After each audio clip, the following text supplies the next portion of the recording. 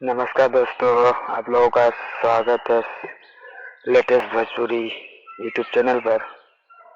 तो पवन सिंह एक बहुत ही बेहुदा काम कर चुके हैं, जो बीजेपी खुद ज्वाइन किए हैं और बीजेपी के ही बनाए हुए कानून को तोड़ दिए हो।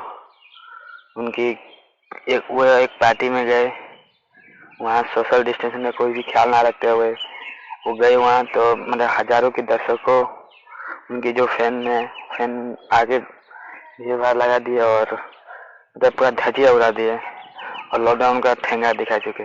उन्हें थोड़ा खेसारी से कुछ सीखना चाहिए यार, क्या होता है क्या नहीं होता है, कुछ भी नहीं किए।